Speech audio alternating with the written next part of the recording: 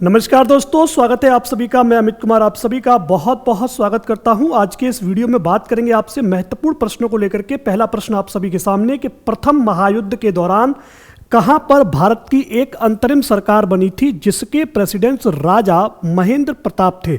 साथियों, इससे पहले के क्वेश्चन इससे पिछली वाली वीडियो में आपको करा दिए गए थे, तो आप वहां से जाकर के चीजें देख सकते हैं और चीजों को समझ सकते हैं।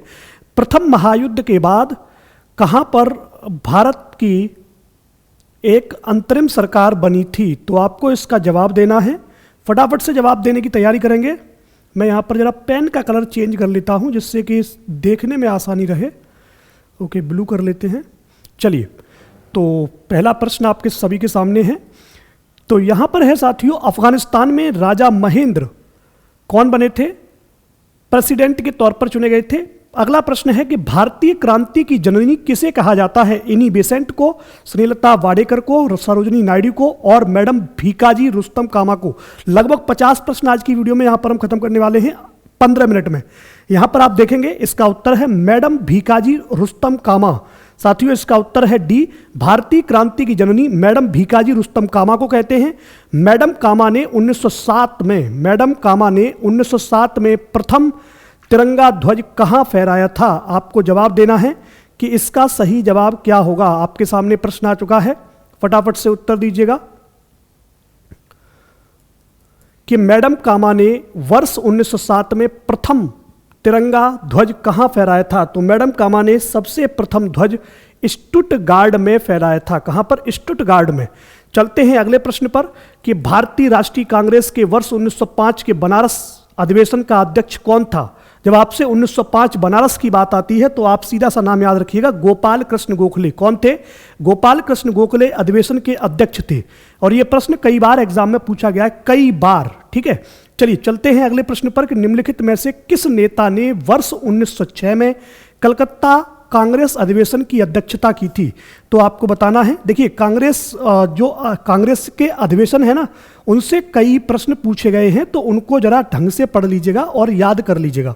ठीक है, यहां पर देखेंगे निम्नलिखित में से किस नेता ने वर्ष 1906 में कलकत्ता कांग्रेस अधिवेशन की अध्यक्षता की थी। जब 1906 की बात आती है तो आप सीधा सा उत्तर यहां भी याद रखिएगा कि उसका उत्तर हो जाता है दादा भाई नेरोजी। क्या हो जाता है? दादा भाई नेरोजी ने 1906 में कलकत्ता कांग्रेस अधिवेशन की अध्यक्षता की थी। कांग्रेस के मंच से भारतीय राष्ट्रीय कांग्रेस को किस अधिवेशन में प्रथम बार स्वराज शब्द व्यक्त किया गया था? मतलब कांग्रेस का ऐसा कौन सा अधिवेशन था जिसमें स्वराज शब्द को व्यक्त किया गया था? तो वो जो अधिवेशन था साथियों, वो था 1906 कलकत्ता अधिवेशन। कौन सा था? 1906 कलकत्ता अधिवेशन, याद रखना है। ठीक है, कलकत्ता अधिवेशन 1906, स्वराज शब्द को व्यक्त किया गया था भारतीय राष्ट्रीय कांग्रेस के मंच से। अगला है, इनमें से किसे द ग्रैंड ओल्ड मैन के नाम से जाना जाता है? आपको बताना है कि ओल्ड मैन के नाम से किसे जानते हैं, वो भी द ग्रैंड ओल्ड मैन। तो यहां पर आप याद कर लीजिए, दादा भाई नेरोजी को द ग्रैंड ओल्ड मैन के नाम से जाना जाता है। इसका सही जवाब यहां पर सी ऑप्शन हो जाता है। निम्न में से महात्मा गांधी का भारत पहला सत्याग्रह कौन सा था? मतलब बताना है महात्मा गांधी का भारत में पहला सत्याग्रह कौन सा था? फटाफट से उत्तर दीजिएगा, फटाफट से। देखिए, कमेंट बॉक्स आपके खाली रहते हैं, बहुत ही अच्छा नहीं लगता है ये। कमेंट में उत्तर दिया करो। ठीक है, कमेंट में आप उत्तर दोगे, मजा आएगा, आपको खुद लगेगा चलो मुझे कुछ तो आ रहा है। ठीक है, तो जो पहला सत्याग्रह था वो चंपारण था। ठीक है, चंपारण। तिनकठिया कानून के स्थान पर किसकी खेती से संबंधित है? आपको बताना है तिनकठिया कानून किस स्थान पर किसकी खेती से संबंधित है। जो तिनकठिया कानून लागू हुआ था वो चंपारण में नील खेती हो रही थी, जिसके प्रति महात्मा गांधी ने पहला सत्याग्रह किया था, उसी से संबंधित है। आपका सी ऑप्शन सही है, चंपारण नील। चलते हैं अगले प्रश्न पर। चंपारण तिनकठिया प्रथा का तात्पर्य क्या था? आपको बताना है चंपारण में जो तिनकठिया प्रथा थी उसका तात्पर्य क्या था। तो यहां पर आपको उत्तर दिख रहा होगा, कॉन्फ्लिक्ट हुआ था, ये सबको पता है। 3/20 भूभाग पर नील की खेती करनी है। मतलब अगर आपके पास 20 बीघा जमीन है तो आपको 3 बीघा पर नील की खेती करनी है। ये इसका सही जवाब है। ठीक है, 3/20। चलते हैं अगले प्रश्न पर कि सत्याग्रह दर्शन पर आधारित गांधी के निम्नलिखित संघर्षों में से किसमें औद्योगिक श्रमिक वर्ग को शामिल किया गया था? तो सत्याग्रह में जो आंदोलन था साथियों, वो अहमदाबाद वाले में साथियों किया गया था शामिल। रॉलेट एक्ट का लक्ष्य क्या था? तो रॉलेट एक्ट जो था वो बिना मुकदमा चलाए किसी को भी बंदी बना लेना और मुकदमे की सुनवाई संक्षिप्त प्रक्रिया द्वारा करना, यह साथियों रॉलेट एक्ट का लक्ष्य था। चलते हैं अगले प्रश्न पर कि रॉलेट एक्ट के समय किस वायसराय कौन था? रॉलेट एक्ट के समय वायसराय कौन था? जब रॉलेट एक्ट साथियों पारित हुआ था उस समय पर लॉर्ड चैम्सफोर्ड वायसराय थे। चलते हैं अगले प्रश्न पर कि जलियांवाला बाग नरसंहार के लिए कौन सा ब्रिटिश अधिकारी जिम्मेदार था? तो यहां पर जो ब्रिटिश अधिकारी जिम्मेदार था वो था जनरल डायर। कौन था? जनरल डायर जलियांवाला हत्याकांड के लिए जिम्मेदार था। चलते हैं अगले प्रश्न पर। डैश ने जलियांवाला बाग सामूहिक हत्याकांड के विरोध में अपनी नाइटहुड की उपाधि स्वीकार कर दी थी। मतलब आपको बताना है कि किसने नाइटहुड की उपाधि स्वीकार की थी। वो है आपके रविंद्रनाथ टैगोर। रविंद्रनाथ टैगोर ने सामूहिक हत्याकांड के विरोध में नाइटहुड की उपाधि अस्वीकार कर दी थी। ठीक है, चलते हैं अगले प्रश्न पर कि कांग्रेस के किस अधिवेशन में असहयोग आंदोलन को अपनाया गया था? आपको बताना है कांग्रेस के किस अधिवेशन में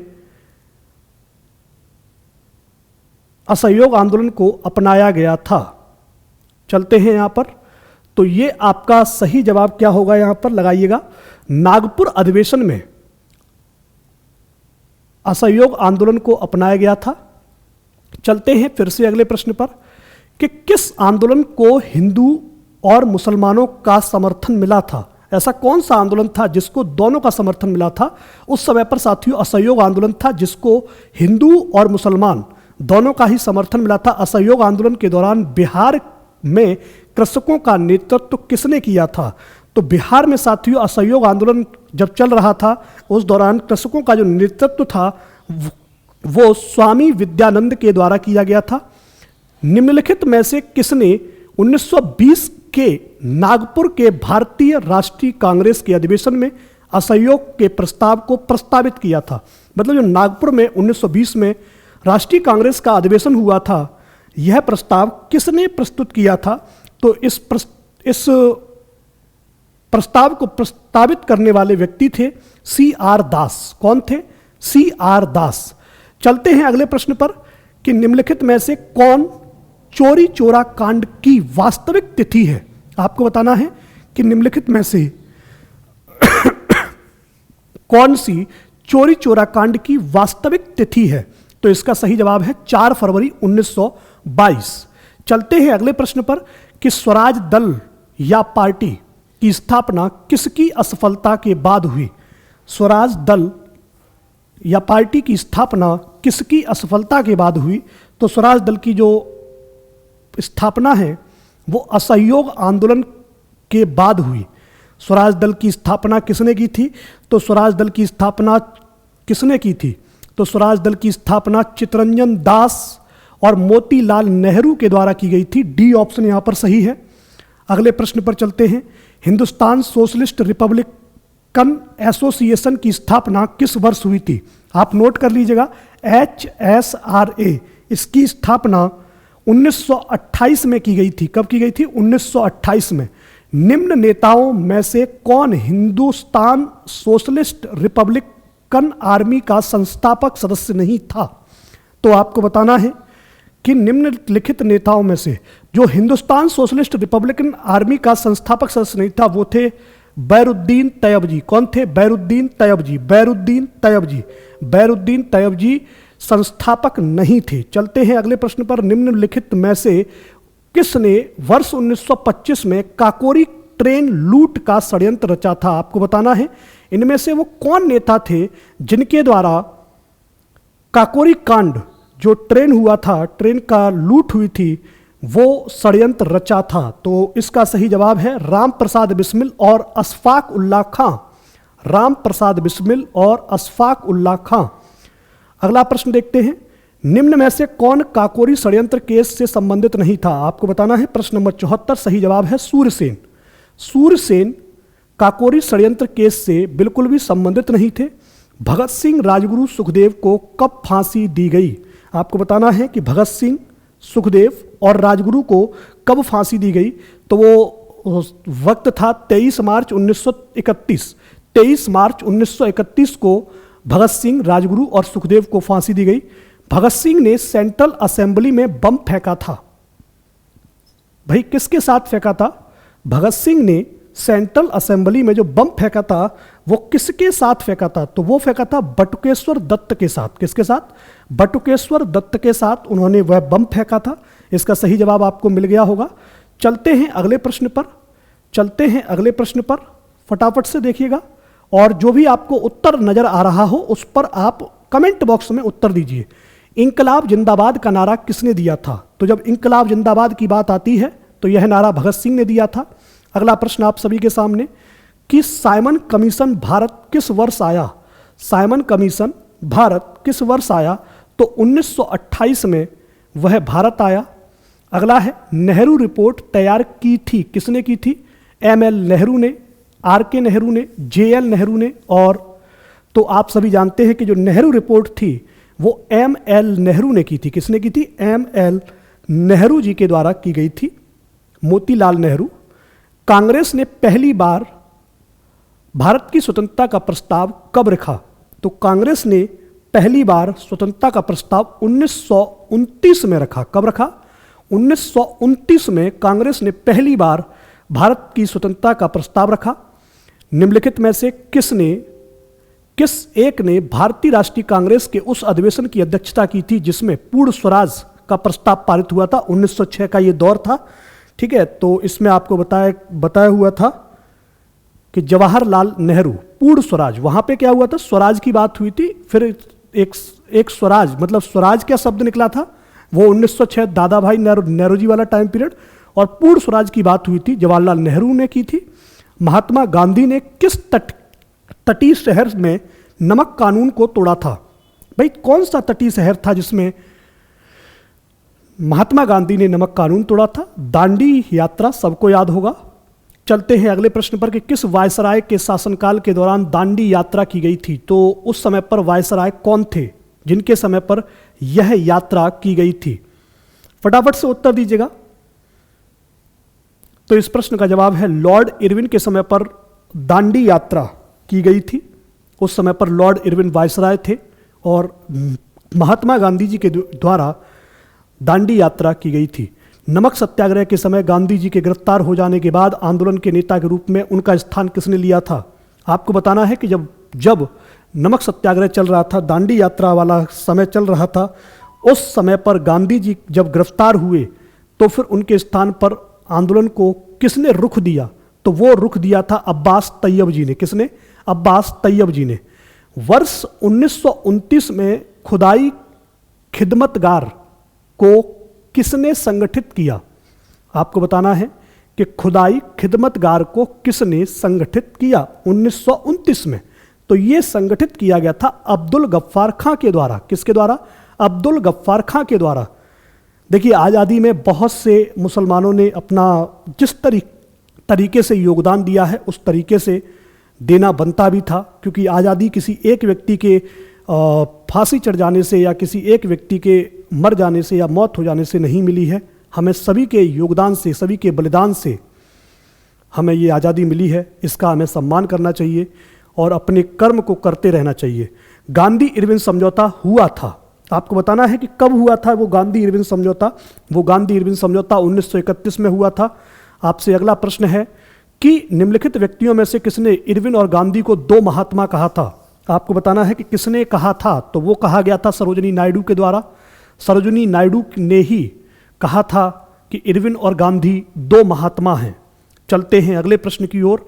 और अगला प्रश्न साथियों आप सभी के सामने स्क्रीन पर आ रहा है। तड़कता भड़कता प्रश्न, तेजी के साथ उत्तर देंगे। निम्नलिखित में से किसने भारतीय राष्ट्रीय कांग्रेस कराची अधिवेशन का सभापतित्व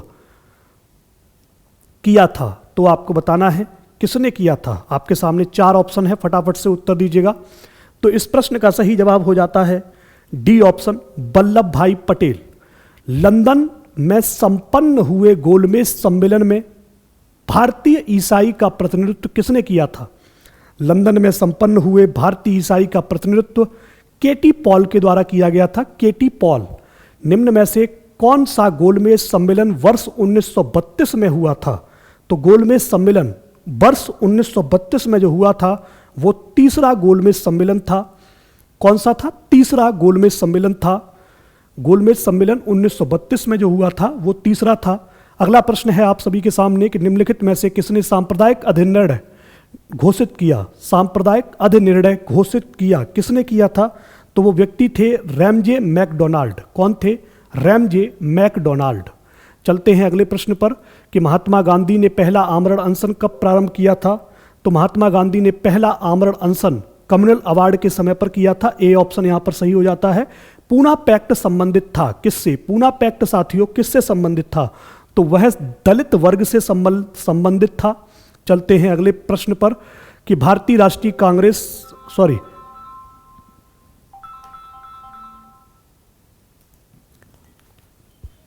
हेलो